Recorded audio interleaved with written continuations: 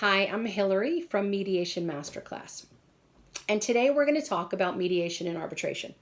What are the differences and what are the pros and cons of each? So let's get started. Let's start with mediation. So mediation is a non-binding forum where parties in dispute will come together with a neutral third-party mediator and will work with that neutral to try to come to terms on a settlement. Generally, the mediator will organize the mediation in such a way that first the parties come together in kind of a public joint session where they go over the facts of the case, bring the mediator up to speed on any other, data on the case, and the mediator usually will kind of lay out the ground rules of the mediation here. Then the mediator will begin to meet privately with the parties, in what is known as a private caucus. Everything that's discussed in a private caucus remains confidential unless the party authorizes the mediator to express an offer or share some information. So what's good about this is parties are really free to lay their cards on the table and have a very frank conversation about their concerns on the case, their strengths, their weaknesses, what they need to settle, etc. And kind of get some input from the mediator as to how that looks. What's interesting is generally mediation settlement ratios nationwide range between 76 and 82%. So that's a very high settlement ratio for a non-binding forum. And that's really, I think, where some of the greatest appeal is with a mediation. Most of the time you're going to settle. And when you do settle, you're walking out with a settlement that you've agreed to, so you're relatively pleased.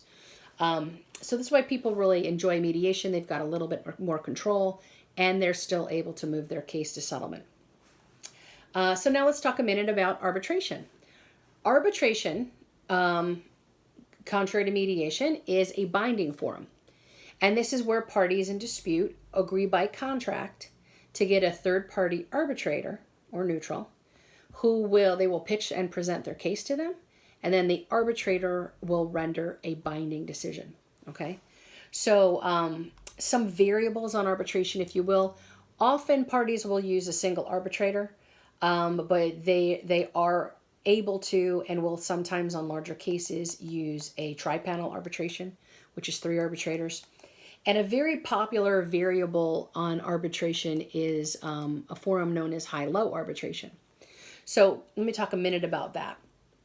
So in a high-low arbitration, the parties agree that they're going to set parameters that will govern the arbitrator's decision.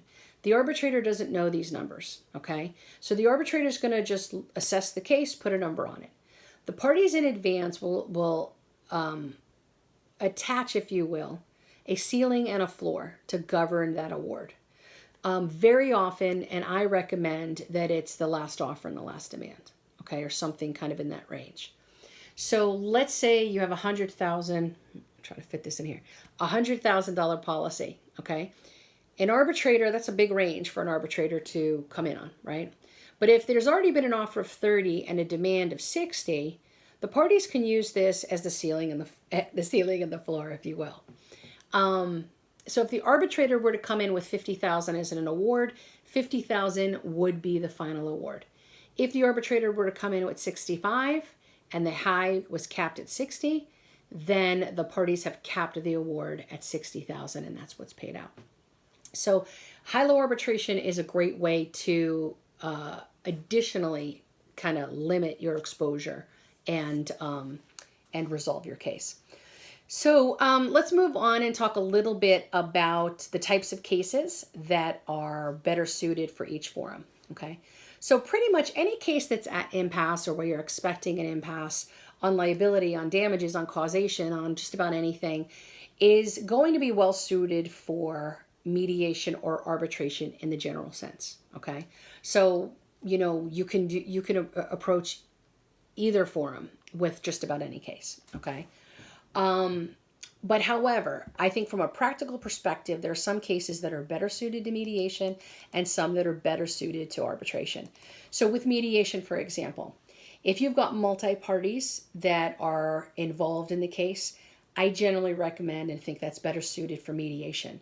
In my experience, it could take a mediation just to get all those parties to just agree on arbitration terms, okay?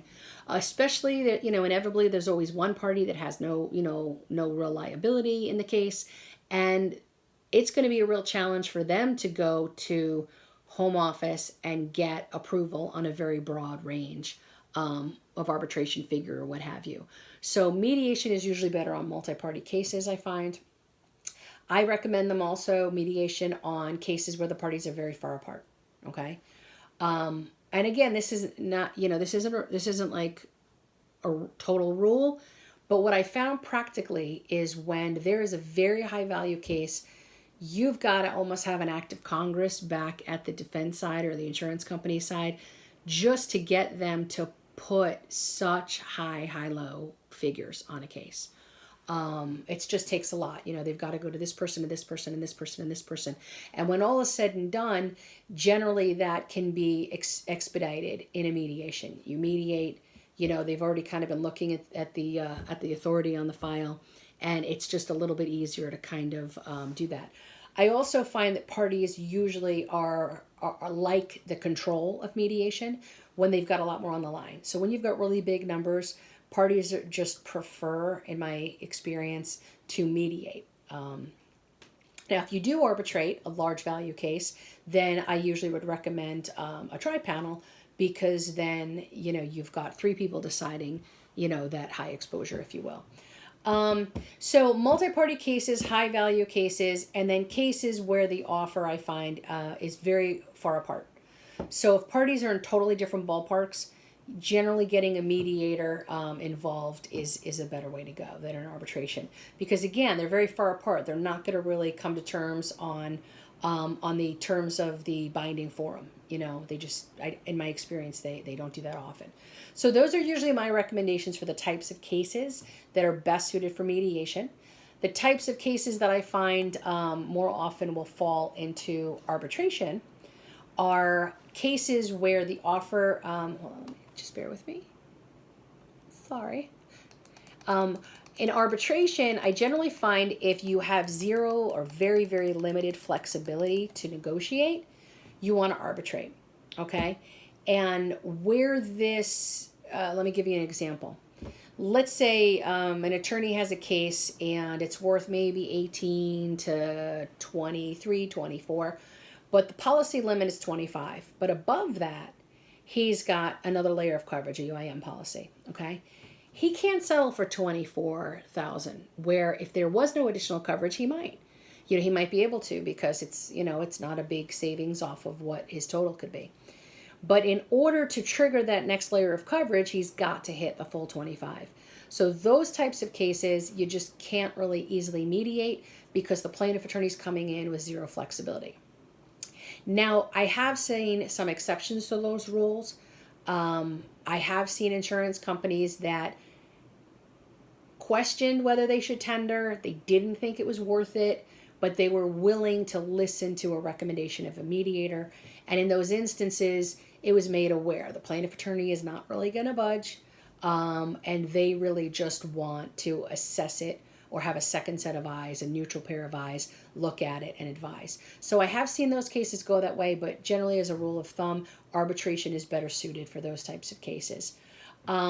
Smaller value cases also are great for arbitration, because if you're going to spend the time and the money going through a forum, you might as well make sure that 100% of the time you're coming out with a resolved case.